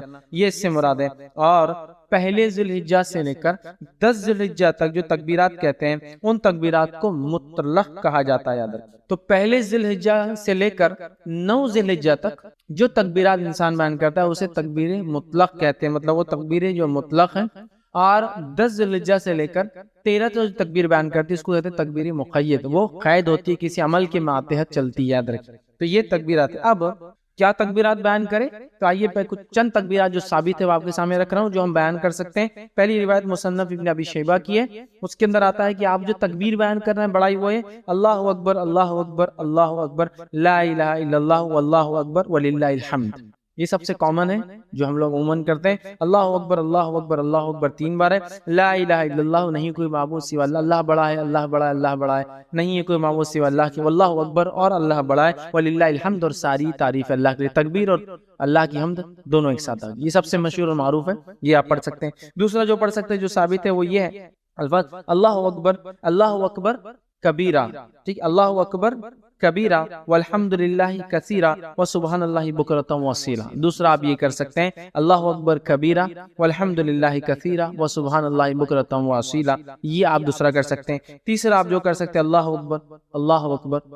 اکبر کبیرہ، اللہ اکبر اللہ بڑا اور اللہ سب سے بڑا ہے، یہ بھی ثابت اللہ اکبر کبیرہ، ٹھیک ہے۔ اس کے علاوہ جو ثابت ہے فتح الباری میں جو روایت آتی ہے اس میں یہ ہے اللہ اکبر کبیرہ اللہ اکبر، یہ الفاظ بھی جو ہے آپ ادا کر سکتے ہیں۔ اس کے علاوہ ایک اور جو الفاظ ثابت ہے وہ یہ ہے سبحان اللہ والحمدللہ لا الہ الا اللہ واللہ اکبر اللہ اکبر وللہ الحمد۔ یہ تمام تسبیحات آپ کثرت سے ان ایام میں پہلے سے لے کر 13 تک کثرت سے بیان کر سکتے ہیں۔ صحابہ کا ان ایام میں کیا معمول تھا جو میں نے رکھا تھا نا کہ تکبیرات آپ نہیں پڑھتے، وجوہات شرم آتی فلاں، صحابہ کا کیا معمول تھا؟ آئیے امام بخاری نقل کرتے ہیں کہ عبداللہ ابن عمر رضی اللہ عنہما اور ابو ہریرہ رضی اللہ عنہ یہ دونوں صحابی جو ہے ان 10 دنوں کے اندر بازار کی طرف جاتے اور بازار میں جاتے اور اتنے زور سے تکبیر کہتے ہیں کہ لوگ بھی ان کی تکبیرات کو سن کر وہ بھی تکبیر کہتے ہیں۔ اب اگر ہمارے دور میں کوئی تکبیر بولتا گیا تو وہ ایک تو پاگل ڈکلیئر ہو جائیں گا، ایکسٹرا آرڈنری، حد سے زیادہ کہیں کو دکھاوا کر رہے بھیا تم، یہ کرنا والی چیز ہے۔ اگر یہ دکھاوا ہوتی صحابی کبھی نہیں کرتے، یہ کرنے والے اعمال، تو یا تو وہ ہو جائیں گا یا تو پھر اللہ کا ولی ڈکلیئر ہو کے عام لوگوں سے بڑا ہو جائیں گا، اللہ کا ولی بھائی ہم نہیں کر سکتے، نیکسٹ آگے یہ ہو جائیں گا معاملہ۔ صحابہ نکلتے تھے اتنی زور سے بولتے تھے کہ سننے والے غفلت میں، بازار میں، لوگ مارکیٹ میں بھول گئے ارے یاد آ گیا ذوالحجہ چالو ہے اور اس کے اپنی بولو تکبیرات بیان، تو اتنی زور سے بیان کرتے کہ لوگ ان کی تکبیرات سن کر تکبیر بیان کرتے۔ عبداللہ بن عمر رضی اللہ عنہ کے تعلق سے آتا کہ مینا میں اپنے خیمے میں، مطلب حج کے لیے جاتے، مینا میں اپنے خیمے میں اتنی زور سے تکبیر بولتے کہ آواز مسجد میں چلی جاتی تو مسجد والے تکبیر بولتے، مسجد والے تکبیر بولتے تو آواز بازار میں چلی جاتی تو بازار والے تکبیر بولتے، اور چنانچہ روایت میں آتا ہے کہ مینا تکبیرات سے گونج اٹھتا تھا، بخاری کی روایت، مطلب وہ یہاں بولتے تو مسجد والے سن لیتے، مسجد والے بولتے تو بازار والے سن لیتے، بازار والے بولتے تو اتنی زور سے آواز ہوتی کہ پورا مینا آواز سے گونجتا تھا، لوگ تکبیرات لوگ بیان کرے، جیسے حج میں ہوتا ہے نا، تو یہ حج میں تو کرنا ہی ہے، بازار میں بھی کرتے تھے، مطلب یہ حج کو نہیں کہتے شروعات میں، بازار میں بھی کرتے چلتے پھرتے۔ تو ہمیں خوب تکبیرات اس مہینے میں بالخصوص 1 سے لے کر 10 اور 10 سے لے کر 13 تک بیان کرنا ہے۔ تو اسے پتہ چلا کہ ہمیں چلتے پھرتے اٹھتے بیٹھتے میں تکبیرات باواز بلند زور سے بیان کرنا ہے، اور عورتیں چونکہ وہ زور سے نہیں کر سکتی تو وہ پست آواز میں، ہلکی آواز سے اپنے گھروں میں کریں گی۔ ہاں اگر گھر میں غیر محرم کے سننے کے ڈر نہ ہو تو عورتیں بھی بلند آواز میں تکبیرات پڑھیں۔ سمجھ لیجیے گھر میں صرف محرم ہے، بھائی ہے، والد ہے، بچے ہے، سگے بھانجے بھتیجے محرمات، تو عورت تیز بول سکتی ہے، لیکن ڈر ہو کہ غیر محرم سنیں گے تو پھر پست آواز میں بولیں گے، لیکن عورت بھی بولیں گے، اور میں تو کہتا ہوں عورت ہی پہلے بولے تو پھر بچے بھی بولیں گے، بچے تو ماں سے ہی سیکھیں گے نا بہرحال، تو عورت بھی بول سکتی ہے، ٹھیک ہے۔ اسی طرح جو ہے تکبیرات کے علاوہ ان ایام میں ہمیں کیا کرنا ہے، تو ان ایام میں ہمیں روزے رکھنا ہے، کون سے؟ عشرہ ذوالحجہ، پہلے ذوالحجہ کے پہلے عشرے کی بات چل رہی ہے وہ ہماری، تو اس میں کیا کرنا ہے؟ تکبیرات کے علاوہ روزے رکھنا ہے۔ نبی اکرم صلی اللہ علیہ وسلم کے تعلق سے آتا ہے، صحیح مسلم کی روایت ہے، مجھے اللہ تعالیٰ سے امید ہے کہ اس دن کا روزہ 9 ذی الحجہ، ایک سال پچھلے اور ایک سال اگلے گناہ کا کفارہ بنے گا، تو 9 ذی الحجہ کو تو رکھنا ہے، یہ غیر حاجی کے لیے، حاجی نہیں رکھیں گا۔ اس کے علاوہ ان مہینے کے اندر جو روزے آپ رکھیں گے اس میں ایک روزہ جو مشہور اور معروف ہے وہ یہ ہے، جس کے تعلق سے روایت اس طرح سے آتی ہے، سنن ابو داؤد کی روایت ہے کہ آپ سے ان کی زوجہ مبارکہ جو ہے کہ زوجہ فرماتی اور کہتی ہے کہ نبی اکرم صلی اللہ علیہ وسلم جو ہے ذی الحجہ مطلب 9 ذی الحجہ کا روزہ، اس کے بعد جو ہے یوم عاشورہ کا روزہ، ہر ماہ کے 3 روزے، اور ایک روایت میں ذی الحجہ کے پہلے 9 ذی الحجہ عرفے کا روزہ، اور جو ہے 10 محرم کا روزہ، اور ایام 20 مہینے کے 3 روزے کبھی نہیں چھوڑتے، اور ایک روایت میں الفاظ ہے آپ صلی اللہ علیہ وسلم پہلے 9 روزے ذی الحجہ کے پہلے مطلب پہلے عشرے کے پہلے 9 دن کے روزے، اور 10 محرم کا روزہ، اور اسی طرح ایام 20 مہینے کے 3 دن 13 14 اور 15 یہ روزے کبھی نہیں چھوڑتے۔ تو اس روایت میں 9 روزے کے تذکرہ ہے، پہلے 9 روزے، تو پتہ چلا اس مہینے میں روزے بھی رکھنا چاہیے۔ مسند احمد کی روایت ہے، آپ نے فرمایا کہ تعلق سے آتا ہے، فرمایا آپ صلی اللہ علیہ وسلم کبھی 4 کام نہیں چھوڑتے، عاشورے کا روزہ، عشرہ ذی الحجہ کے 9 روزے مطلب پہلے عشرے کے 9 جو ہے دن کے جو ہے فاسٹنگ روزے، اور مہینے کے 3 روزے آپ صلی اللہ علیہ وسلم، اور فجر کی 2 سنتیں، 4 عمل کبھی نہیں چھوڑتے۔ اس میں بھی کیا آ گیا؟ 9 روزے آپ صلی اللہ علیہ وسلم کبھی نہیں چھوڑتے تھے، تو عشرہ ذی الحجہ میں روزہ بھی رکھی، تکبیرات، روزہ، 9 روزے رکھ سکتے ہیں، 9 نہ بھی ہو پائے تو کم از کم ایک تو ضرور رکھی، عرفے کے دن کا روزہ، ٹھیک ہے، یہ بھی جو ہے اس میں عمل کرنا ہے۔ اس کے علاوہ چونکہ اس مہینے میں کی گئے سارے اعمال افضل ہے، لہذا نفل نماز کا خوب اہتمام کرے۔ نفل نماز کے فائدے جو آتے ہیں صحیح مسلم کی روایت میں اس طرح سے آتے ہیں، اللہ تعالیٰ کے لیے اپنے سجدوں کو لازم کر لو، بے شک جب بندہ سجدہ کرتا ہے تو اللہ سبحانہ تعالیٰ کہ اللہ جو ہے سجدے کے ذریعے اپنی طرف تیرا ایک درجہ بلند کرتا ہے، اور اس سجدے کے ذریعے تیرا ایک گناہ مٹا دیتا ہے، اور یہ سال کے ہر وقت ہو سکتا ہے، تو لہٰذا یہ نفل نماز کے فضائل ہے، تو خوب ان مہینوں میں کیا کریں ہم زیادہ سے زیادہ، پہلے تو 9 روزے رکھنے کی کوشش کرے، کچھ نہ تو ایک نفل نمازوں میں اہتمام، فرض تو بہرحال کرنا ہی ہے، اس میں کوئی شک ہی نہیں ہے، نفل نمازوں کا کثرت سے اہتمام، اسی طرح تلاوت قرآن کا کثرت سے اہتمام، اس لیے کہ ہر حرف پہ 10 نے کیے، اور اس سے زیادہ کیا بہتر ہو سکتا ہے کہ ہم ذی الحجہ کے پہلے عشرے میں عمل کرے جو سب سے زیادہ افضل عمل ہے، تو آپ وہ کیجئے۔ صدقہ دینا، اس لیے کہ صدقہ ایک بڑا افضل عمل ہے، صدقہ بھی دیجئے، اس لیے کہ اس 10 دن میں کیے گئے عمل سب سے افضل ہے، لہٰذا خوب جو ہے صدقہ آپ کیجئے، اور دیگر جتنی نیکیاں ہو سکتی وہ کرے، اور بالخصوص گناہ کبیرہ سے اور حرام کاموں سے اپنے نفس کو بچائے، بالخصوص گناہ کبیرہ سے اور حرام کاموں سے اپنے نفس کو بچائے، اس لیے کہ محترم اور حرمت والے مہینوں کو پاس اور لحاظ رکھنا یہی ہے کہ اس میں ہم گناہ اور معصیتیں کام نہ کریں، نیکیوں میں اضافہ کریں۔ تو جہاں ہم نیکیوں میں اضافے کی میں بات کر رہا تھا اب تک، تو یہاں گناہوں سے بچنا بھی بہت زیادہ ضروری ہے، اس لیے کہ یہ ایام میں کیے گئے اعمال سب سے زیادہ افضل ہے، لہٰذا خوب نیکی کا اہتمام کرے، اور خوب اپنی نفس کو گناہوں سے بچائے، وہ چاہے ذی الحجہ کا مہینہ ہو یا دیگر اور 3 مہینے، مطلب ٹوٹل 4 مہینے حرمت والے، ان چاروں مہینے کا احترام کرے، حرمت کا پاس و لحاظ رکھے، گناہ اور معصیت سے اجتناب کرے، بالخصوص کبائر سے اپنے آپ کو بچائے، اسی طرح نیکیوں میں اپنے آپ کو آگے بڑھانے کی ہم جو ہے خوب سے خوب جو ہے کوشش کرے، اور بالخصوص وہ اعمال جو اعمال ہمیں بتائے گئے ان ایام میں کرنے کے، ان اعمال کو ہم جو ہے کثرت سے کرنے کی کوشش کرے، زیادہ سے زیادہ نیکی کرے، اور زیادہ سے زیادہ گناہوں سے اپنے نفس کو اپنے آپ کو بچانے کی کوشش کرے۔ اب آئیے آخر بچن کلمات کہ ان ایام میں جو مخصوص دن ہیں ان کے کچھ نام آپ کے سامنے رکھ دیتا ہوں تاکہ بات سے واضح ہو جائے۔ جو ہے پہلے عشرے کو جو ذی الحجہ کا ہوتا ہے یا ذی الحجہ کا ہوتا ہے اسے کہتے ہیں عشرہ ذی الحجہ، تو عشرہ ذی الحجہ، عشرہ کا معنی 10 ہوتا ہے، تو عشرہ ذی الحجہ بولے تو بعد کے 10 دن یا آخر کے 10 دن نہیں یاد رکھے، جب بھی روایت میں آئے عشرہ ذی الحجہ تو معنی ہے پہلے 10 دن، فرسٹ 10 days، ٹھیک ہے۔ اس کے علاوہ دوسرا جو ہے یوم الضحیٰ، یہ جو ہے عید الاضحیٰ کے دن کو کہتے ہیں یوم الضحیٰ۔ اسی طرح جو ہے ایک اور دن ایام معلومات جو ہم نے ابھی دیکھا قرآن کی آیت میں جو ہے جو سورہ حج کی آیت میں 27 میں، وہ ہے 10, 11, 12 اور 13 یہ ایام معلومات ہیں. ان کو ایام معلومات بھی کہا جاتا ہے. کہ ایام معلومات مطلب 10 ذوالحجہ، 11 ذوالحجہ، 12 اور 13 ذوالحجہ. اسی طرح ایام تشریق 11 ذوالحجہ، 12 ذوالحجہ اور 13 ذوالحجہ کو کہا جاتا ہے. اسی طرح یوم عرفہ 9 ذوالحجہ کو یوم عرفہ کہا جاتا ہے. اسی طرح یوم النہر 10 ذوالحجہ کو عید کے دن، یوم النہر مطلب قربانی کا دن، خون بہانے کا دن، تو یوم النہر 10 ذوالحجہ کو کہا جاتا ہے، عید کے دن کو کہا جاتا ہے. اسی طرح جو ہے یوم الترویہ کہا جاتا ہے 8 ذوالحجہ کو، جب جو ہے حاجی جو ہے مینا میں جو قیام کرنے آتے ہیں. اور یہ بات جو ہے سنن ابو داؤد میں آتی ہے، تو اس کو یوم الترویہ کہتے ہیں جو 8 ذوالحجہ ہوتے ہیں. تو یہ چند نام ہیں. اسی طرح جو ہے لیلۃ الحسبہ کہتا ہے ایام تشریق کے بعد جو ایک رات آتی 14 کی، اس کو لیلۃ الحسبہ کہتے ہیں. تو یہ چند نام تھے جو ان دن میں ایام تشریق، یوم النہر، عید الاضحیٰ اور اس طرح سے ہم لوگ سنتے ہیں عام طور سے. تو یہ وہ چند چیزیں تھیں جو میں نے بہتر سمجھی کہ آپ کے سامنے رکھ دوں. تو یہ چند باتیں تھیں جو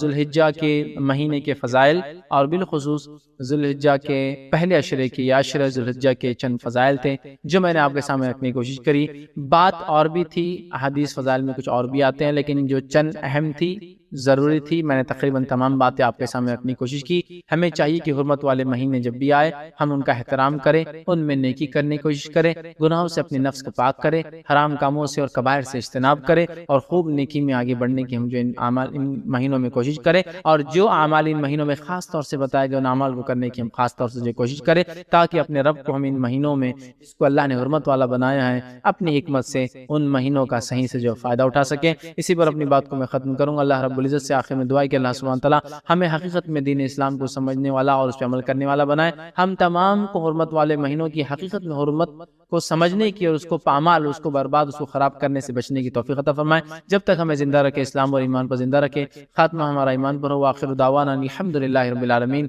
سبحان ربک رب العزت عما یصفون وسلام علی المرسلین والحمد للہ رب العالمین. بسم اللہ الرحمن الرحیم. الحمد للہ رب العالمین والصلاة والسلام علی خاتم النبیین والمرسلین. رب اشرح لی صدری ویسر لی امری واحلل عقدۃ من لسانی یفقہوا قولی. اما بعد. جی اگر مردوں کی طرف سے کوئی سوال ہو تو ہم پہلے لے لیں. السلام علیکم. میرا سوال یہ آپ سے کہ جو عرفے کے روزے کے بارے میں بات کی آپ نے، تو عرفے کا روزہ اس دن رکھنا چاہیے جس دن حاجی عرفے کے میدان میں ہوتا ہے، یا پھر اپنے انڈین ٹائم کے حساب سے 9 ذی الحجہ کو رکھنا چاہیے؟ بھائی نے سوال کیا کہ عرفے کا روزہ انسان کب رکھے، حاجی جب عرفات کے میدان میں ہوتا تب، یا پھر 9 ذی الحجہ اپنے علاقے کی 9 ذی الحجہ کو رکھ لے. تو زیادہ بہتر بات میں یہ سمجھتا ہوں یہی ہے 9 ذی الحجہ اپنی تاریخ کے اعتبار سے، پھر وہ کبھی بھی ہو تب رکھ لے، اور وہ زیادہ جو ہے بہتر نظر آتا ہے. السلام علیکم. فیض بھی یہ سوال تھا کہ بعض مسجدوں میں عاشورے کی نماز بھی ہوتی ہے، کیا عاشورے کی نماز جائز ہے؟ بھائی نے ایک سوال کیا کہ بعض مسجدوں میں عاشورے کی نماز ہوتی ہے، اور میں بھی چھوٹا تھا تو میں نے ایک مرتبہ دیکھا تھا، اس کے بعد تو کبھی نہیں دیکھا کہ عاشورے کے دن مطلب وہ 10 محرم کو ایک خاص نماز ہوتی ہے عاشورہ جس کو کہتے ہیں. تو یاد رکھیے 10 محرم کو کوئی خاص نماز ثابت نہیں ہے، اور جتنی بھی باتیں آتی ہیں وہ تمام بدعتیں ہیں، یا پھر وہ تمام چیزیں موضوعات میں سے ایسی روایتیں جو من گھڑت ہے. تو لہٰذا عاشورہ 10 محرم کی ایک دن کوئی خاص نماز نہیں ہے. آپ کو کوئی نماز پڑھنا اپنے اعتبار سے نفل وہ ایک الگ چیز ہے، لیکن خاص طور سے اس دن کی کوئی نماز نہیں ہے، نہ ہی عرفے کی کوئی خاص نماز ہے. ہاں روزہ ہے، آپ رکھ سکتے ہیں. تو عاشورے کا بھی روزہ ہے جو ہمیں رکھنا ہے، لیکن اس دن کی کوئی خاص نماز نہیں ہے. کسی سوال کے جو تسبیحات میں نے بیان کی ہے، کیا عام دنوں میں بھی وہ تسبیحات پڑھ سکتے ہیں؟ تو دیکھیے میں نے شروع میں کہا اللہ کی تکبیر، تمہید، تحلیل اور تحمید یہ ایسے اعمال ہے، مطلب جس کو ذکر بولیے عام زبان میں، یہ ذکر ہر بار کرنا ہے، صبح اور شام، دن اور رات. ہاں کچھ ذکر مخصوص ہے تو ان کو تو مخصوص تعداد میں مخصوص وقت پہ کرنا چاہیے. کچھ ذکر بالکل عام ہے. تو میں نے جو ذکر ابھی پڑھے آپ کے سامنے، اللہ اکبر یا اللہ اکبر کبیرہ، ٹھیک ہے، یا اللہ اکبر اللہ اکبر کبیرہ والحمدللہ کثیرہ وسبحان اللہ بکرۃ واسیلہ، یہ وہ تمام اذکار ہے جو آپ بالکل عام دنوں میں بھی کر سکتے. ان دنوں میں خاص یہی الفاظ سے کرنا ہے، لیکن یہ تمام کے تمام اللہ کی بڑائی بیان کرنے الفاظ ہے. آپ غیر جو ہے ذی الحجہ بھی ان تکبیرات کو بیان کر سکتے ہیں، لیکن بآواز بلند نہیں کریں گے، چونکہ ذی الحجہ میں بآواز بلند کرنا ثابت ہے، تو اس کے علاوہ نہیں ہے. لہٰذا اگر آپ خاتون ہیں تو بالکل آپ خاموشی میں کریں گے. ویسے ذی الحجہ کے ابتدائی دنوں میں اگر کوئی غیر محرم سننے کا ڈر نہ ہو تو آپ بہرحال تیز بھی کر سکتی، مسئلہ نہیں ہے، لیکن غیر محرم اگر سنے یا ڈر ہے تو اس کے میں خاموشی سے آپ کیجیے، مسئلہ نہیں ہے۔ لیکن عام دنوں میں جب آپ کریں گے تو تکبیرات باوز بلند نہیں کریں گے، لیکن ہاں یہ تکبیرات عام ہیں، آپ اس کو عام دنوں میں بھی اور کبھی بھی کر سکتے ہیں۔ یہ اللہ کی بڑائی اور جو ہے کبریائی بیان کرنے والی چیز ہے۔ جی بھائی نے سوال کیا کہ قربانی کے جانور کی عمر کیا ہو، خاص طور سے جو بکرا ہو، تو میں آپ کو بتا دیتا ہوں، جو حدیث میں لفظ آتے ہیں وہ عمر نہیں آتے بلکہ آتا ہے دانت والا ہو، ٹھیک، دانت والا۔ حدیث میں الفاظ آتے ہیں کہ مت ذبح کرو مگر دانت والا، سال والا نہیں آتا ہے۔ تو لہٰذا جو جانور اپنے دانت گرا کے دوبارہ لے آتا ہے، اور جانور دو دو کر کے ان کی جوڑی میں دانت گرتے ہیں، تو دانت گر کے جب اس کے دوبارہ نئے دانت آ جاتے ہیں تو تب وہ جانور قربانی کے لائق ہوتا۔ پھر عمر چاہے 1 سال ہو، 2 سال ہو، 3 سال ہو، اگر دانت گر کے نہیں آئے تو قربانی نہیں ہوں گی۔ لہٰذا بکرا عموماً 1 سال میں دانت گرا کر دوسرے سال میں لے کر آتا ہے، گائے بیل 2 سال میں دانت گرا کے عموماً تیسرے سال میں لاتا ہے، اور اونٹ 4 سال میں دانت گرا کے 5ویں سال میں جب داخل ہوتا ہے دانت نئے آتے ہیں اس کو۔ لیکن حدیث میں الفاظ عمر کے نہیں ہیں، وہ ہے دانت والا۔ لہٰذا آپ جانور کے دانت چیک کریں، جو لوگ فیلڈ میں ہیں وہ بالکل جان سکتے ہیں دانت کیسے دیکھے جاتے ہیں۔ دانت دیکھیں، دودھ کے دانت چھوٹے ہوتے ہیں، نئے دانت بہت بڑے بڑے آتے ہیں اور 2 جوڑی میں آتے ہیں، لہٰذا دانت والا الفاظ ہے۔ تو جس جانور کے دانت گر کر آ جائے، پورے نہیں صرف 2، جانور کے 2 گرتے ہیں، 2 گر کے آ گئے مطلب وہ لائق ہے قربانی کی، پھر 4 آتے ہیں، پھر 6 ہوتے ہیں، ایسے بڑھتے آتے ہیں، اس سے عمر بھی پتہ چلتی ہے۔ تو لہٰذا دانت گر کے جب آ جائے اس کے نئے 2، تو بہرحال پھر اس کو آپ قربانی کے لیے کر سکتے۔ تو عمر کی قید نہیں دانت کی۔ نظر کے جو روزے رہتے وہ اپن نفل روزوں میں ملا سکتے ہیں کہ ان کو الگ ہی رکھنا چاہیے؟ بھائی نے سوال کیا کہ جو نظر کے روزے رہتے ہیں کیا ہم نفل روزوں کے ساتھ ملا دیں یا الگ؟ تو یاد رکھیں نظر کے روزے یہ واجب ہوتے ہیں، تو لہٰذا آپ کو اس کو الگ سے ہی رکھنا پڑے گا، نفل روزوں کے ساتھ یہ نہیں ہو مطلب کہ نفل روزہ بھی ہو جائے نظر کا بھی ہو جائے، ایسی نیت سے نہیں ہوگا۔ نظر کے روزے الگ رکھنا پڑیں گے، نفل روزے آپ کو الگ کرنا پڑیں گے۔ تو لہٰذا اگر کسی نے نظر مانگی تو نظر کا پورا کرنا واجب ہے، تو نظر کے روزوں کو آپ کو الگ سے رکھنا ہوگا۔ نفل روزوں میں آپ یہ نہیں کہہ سکتے کہ شوال کے 6 رکھ رہا ہوں تو اس میں نیت کر لو گے اللہ شوال کا پہلا اور نظر کا، وہ ویسا نہیں ہوگا۔ نظر واجب ہے پورا کرنا، لہٰذا اس کو آپ کو الگ سے کرنا ہوگا، نفل روزے کو آپ کو الگ سے رکھنا ہوگا۔ یہ واجب کیا